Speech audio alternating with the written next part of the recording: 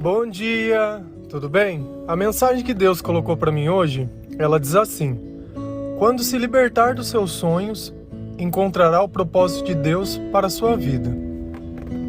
Senhor, tende misericórdia de nós. Perdoa, Pai, todos os nossos pecados. Livra-nos, Senhor, de todo mal e de tudo aquilo que não vem de Ti.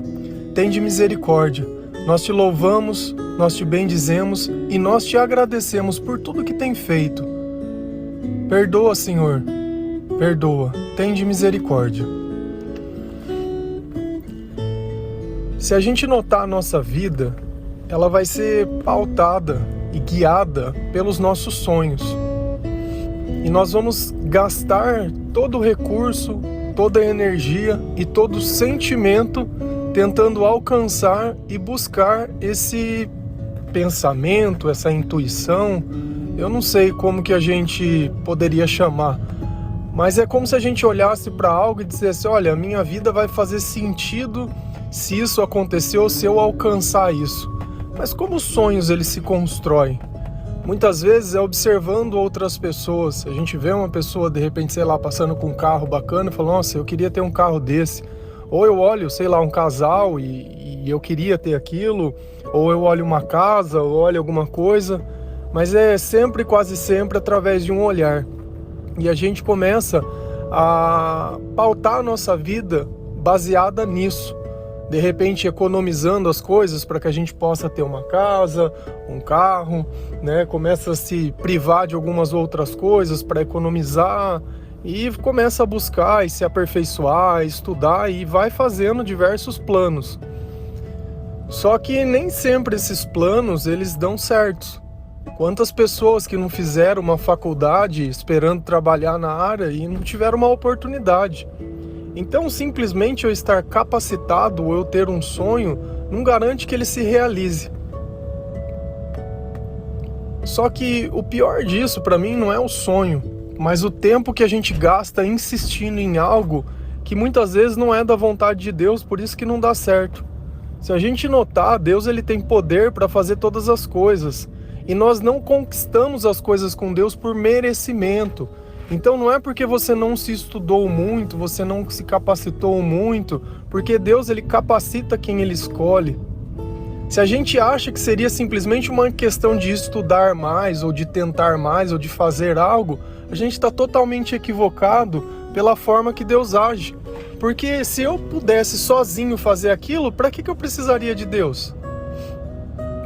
Então nós temos que notar que para que nós entendamos que nós atingimos o nosso propósito, algo além de nós tem que estar na equação desse sonho, algo que sozinho eu não poderia conseguir. Às vezes você acha que seus sonhos não acontecem porque falta alguma coisa. Fato 1, poxa, não me deram uma oportunidade. Fato 2, depende de outra pessoa. Sempre que os teus sonhos dependerem de outros, você não tem um sonho. Sempre que o seu amor estiver ligado a outro, você não tem um amor. Sempre que a tua vida estiver pautada no outro, sobre a decisão do outro e o que o outro deve fazer, e você vive esperando que o outro isso, o outro aquilo, você não tem um sonho. Você tem grades. E essas grades elas vão te manter presas. Porque você acha que sem aquilo você não vive, sem aquilo não é possível, sem aquilo não é o teu propósito.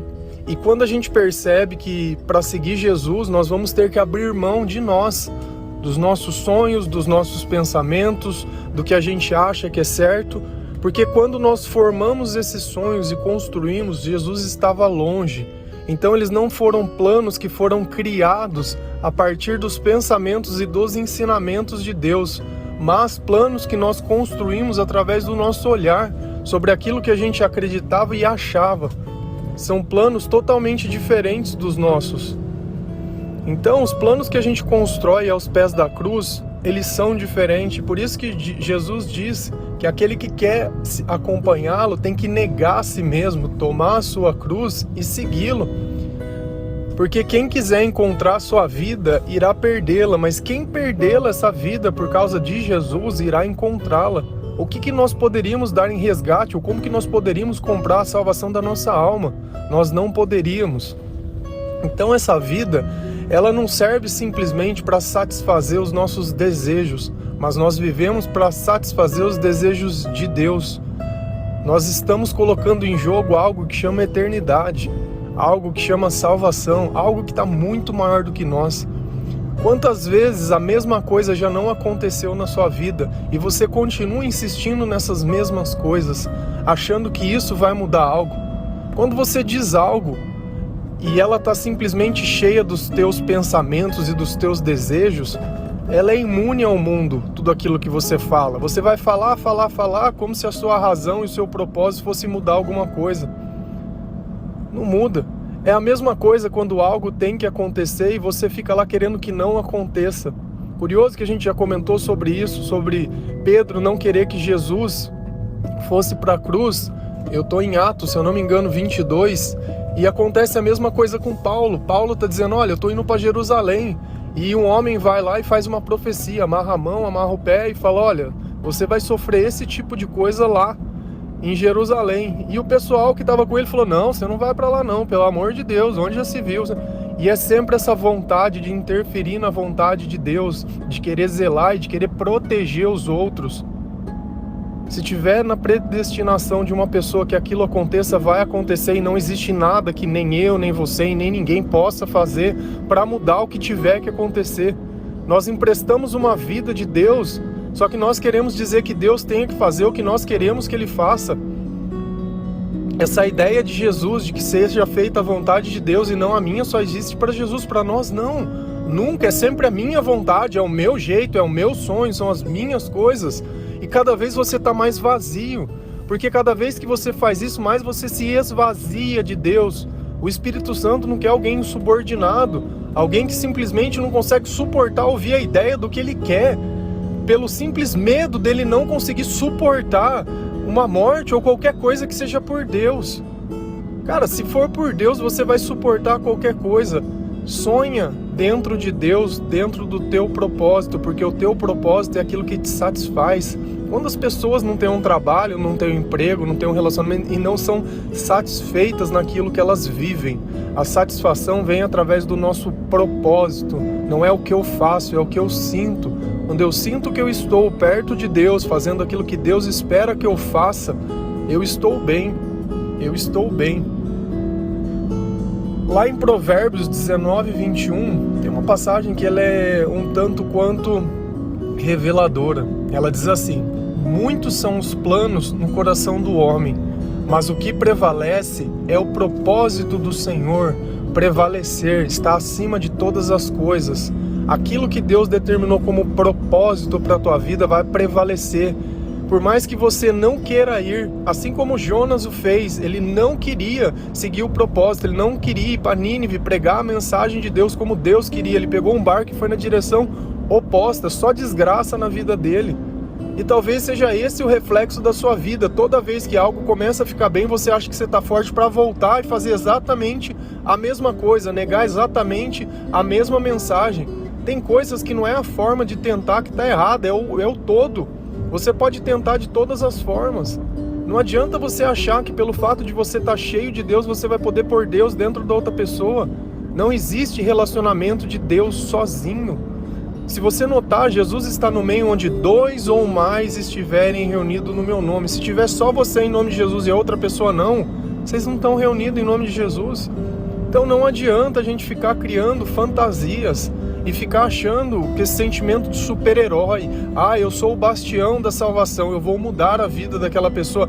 Ele é drogadinho, né? Não, mas eu vou dar um jeito. Não, essa pessoa é isso, mas eu vou dar um... Cara, que sentimento de arrogância, de achar que você pode transformar ou ensinar alguma coisa para alguém. Tenta mudar você mesmo, tenta chegar no melhor de você mesmo, tenta criar uma disciplina que você nunca teve. Vamos fazer um trato aqui? Se você conseguir ler a Bíblia durante 30 dias, eu acredito que você possa tentar mudar alguém. Se você conseguir colocar algum hábito na tua vida por 30 dias consecutivos, eu acredito que você possa fazer algo por alguém. Se você conseguir determinar algo para sua vida, controlar a si mesmo, tira um vício. Você gosta de cigarro? Então não vai fumar. Você não aguenta ficar em casa no final de semana? Então você vai ficar. Faça alguma coisa desse tipo de coisa. Só para perceber que o pecado ele tem muito mais controle sobre você do que você imagina. Porque é fácil a gente falar que consegue quando nem tentou. É fácil olhar o outro e querer dar um conselho e dizer o que o outro deve, o outro não fazer, quando você nem sabe o que o outro é capaz de fazer. Com Deus nós podemos fazer todas as coisas. Sem Deus nós somos reféns e escravos de nós mesmos. E o diabo, você sabe o que ele usa? Ele usa exatamente os teus sonhos. Se você fosse montar uma arapuca, né? Se você fosse montar uma armadilha, que refeição que você colocaria dentro? Aí eu te perguntaria, você quer pegar o quê? Ah, um rato. Eu acho que rato come queijo. Não sei o que ele come, mas pelos desenhos do Tom e Jerry a gente acha que rato come queijo. Eu colocaria um queijo dentro de uma ratoeira para o rato comer. Assim como eu colocaria o que os outros, cada animal que eu quisesse pegar, ele gostaria de comer. E no momento de fome, ele vai ter que entrar lá dentro. E quando ele comer, eu aprisiono. Exatamente. Esses são os nossos planos e esses são os nossos sonhos. Exatamente o que o diabo faz. Quando você entra no caminho, opa, cristã nova, convertida, tá fresquinha, né? O que ela estava pedindo para Deus mesmo? Ah, ela estava pedindo um amor para a vida dela. Vamos mandar um amor dos nossos aqui. Pega o infernizado aí, vamos reformar ele, parecer que ele tá bem, agora ele tá zero, vamos pôr lá no lugar dele. Cara, o que você acha que esse cara vai fazer na tua vida? Destruição. Ah, acabou de se converter, vamos pôr ela para ajudar alguém bem problemático, põe lá de novo. Você percebe quantas histórias não foi assim? As pessoas elas começaram na igreja, a pessoa tirou da igreja e hoje está presa e escrava, que não pode ter nada, não pode ter uma rede social, não pode conversar com ninguém, não pode fazer nada porque é tratado que nem bandido, né? Você tem que provar que você tá certo, senão você é bandido. Conhece alguém que se relaciona assim? E você acha que essa pessoa é de Deus? Deus prega a liberdade. Não, essa pessoa prega o aprisionamento. Não, ela vem de Deus, sim, foi o Senhor que mandou, porque eu tava num momento de oração. Cara, desculpa, mas a ruína de Sansão foi Dalila. Não acha que um relacionamento vai resolver a vida de alguém, não. Não vai. O que resolve a nossa vida é Deus.